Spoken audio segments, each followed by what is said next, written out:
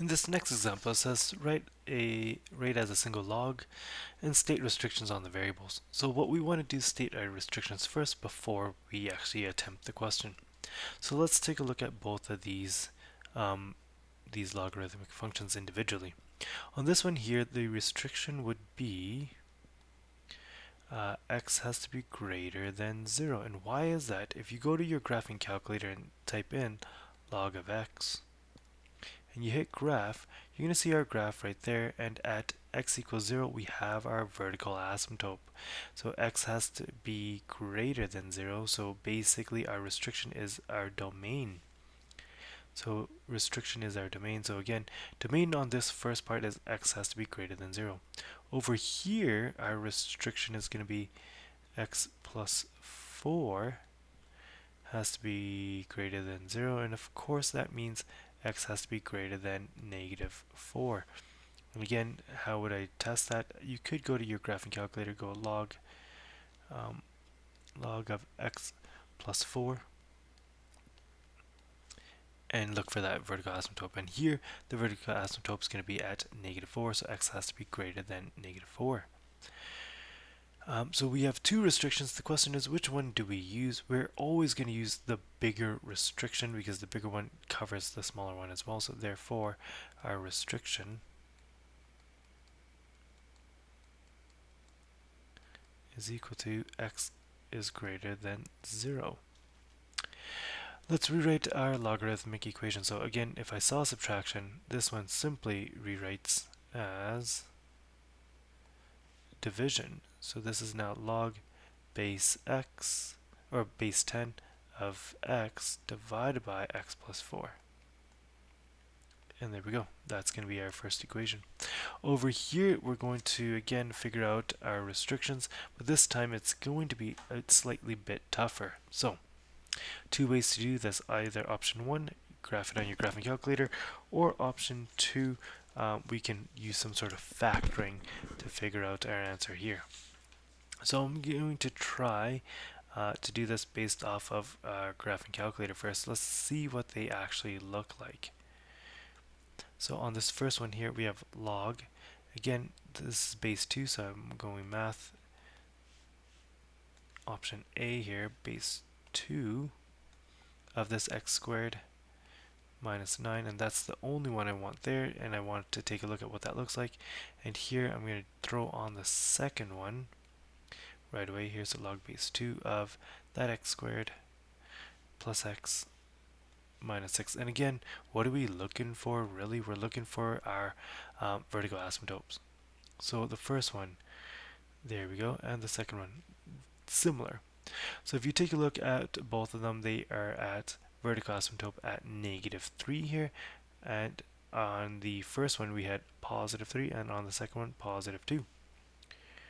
So on this first one here, we had our restriction, we had two of them. First off, the one on the left was x has to be less than negative 3, and the one on the right was x greater than 3. Over here, we had a restriction of, and if you remember, on the left side, less than negative 3.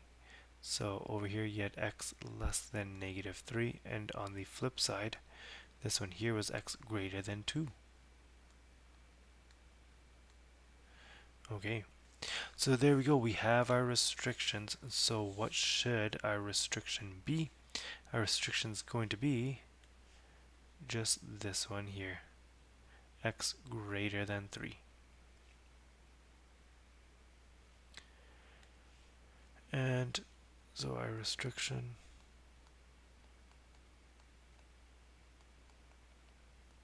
on our domain is x has to be greater than 3. There we go. I know that we have the two pieces, but usually we can't have any negative values anyways.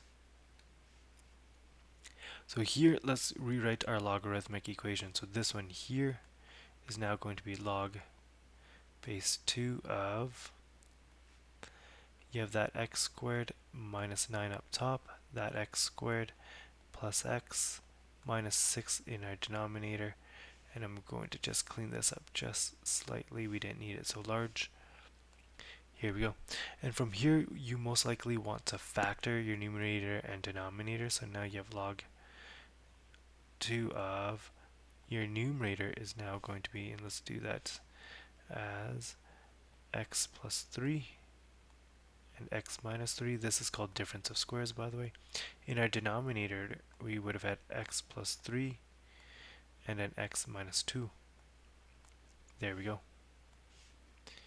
And here, things that would cancel out, the 3 and 3 would cancel out, leaving you overall with log base 2 of x minus 3 all divided by x minus 2.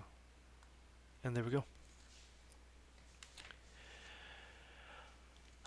In example 5, this here is a really good question because it's based off of all these conditions. So we have a condition of m greater than 0, n greater than 0, and p being this equation. Then what would log of n be equal to? So what I want to do is rewrite this into individual logs. So I can do something like this. If I make it, if I take the log of both sides, so this is now going to be log p on the left is equal to log m cubed n on the right. But of course, here I see that's a multiplication, so let's rewrite that. This is now log p on the left still, nothing happens there, to log. And again, what are you doing when you're multiplying? You're really just adding, so this is m cubed plus log of n, and it's asking you, so what would log n be equal to? So you're isolating for this here, so let's move this log m cubed away from it.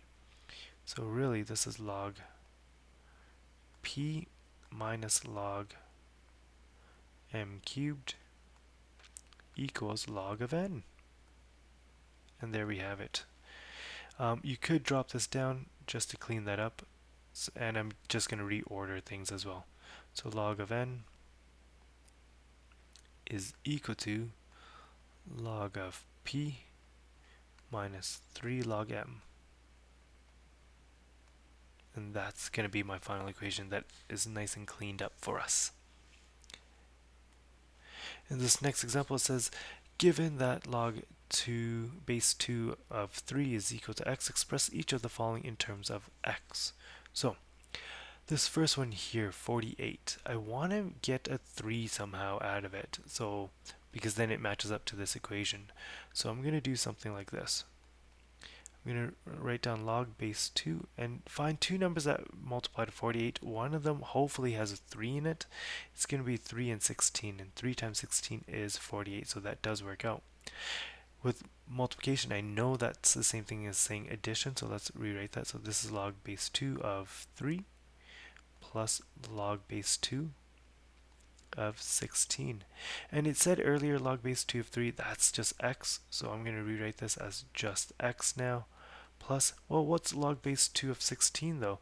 Log base 2 of 16, this is the same thing as saying 2 exponent what gets you to 16? That exponent had to be 4, so there we go. There's our new expression, x plus 4. On this side, we're going to do something similar. It's going to take us a few extra steps, but that's okay. Here, I'm going to rewrite this radical back to exponential. That's going to be my first step. So we got 9 to the 3/4 now. Okay. And after I have 9 3/4, we want to rewrite this 9 in terms of 3. So log base 2 of, and changing that 9, now I'm going to change it to 3 squared. And of course on this 3 squared, there's that 3/4 still right around it. There we go. And here I'm just going to multiply my exponents because that's what our usual exponent laws tell us to do. So this is now log base 2 of 3, and 2 times 3/4 is the same thing as saying 3/2 now. There we go. And this 3/2 I can drop in front of my logarithmic equation as a coefficient. So this is log 2 of 3, and that's ultimately what we were looking for. So this I can rewrite as now saying 3 halves x, and that's going to be my final answer.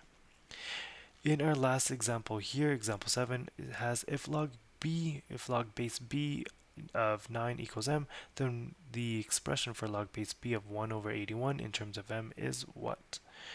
So here I want to rewrite this so that it looks something like this. So I'm going to start off with log base b of 81 to the negative 1 exponent.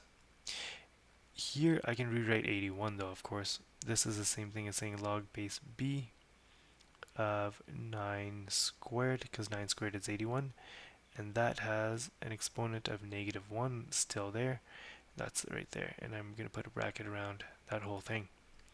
Combining those together, you get log base b of 9 to the negative 2, dropping that negative 2 in front as a coefficient. Now you have negative 2 log base b of 9, and that's what we wanted, log base b of 9. That's just the letter m. So let's rewrite this. This is equal to now negative 2 m, and we are done. There we go. If you have any questions about today's lesson, please feel free to ask.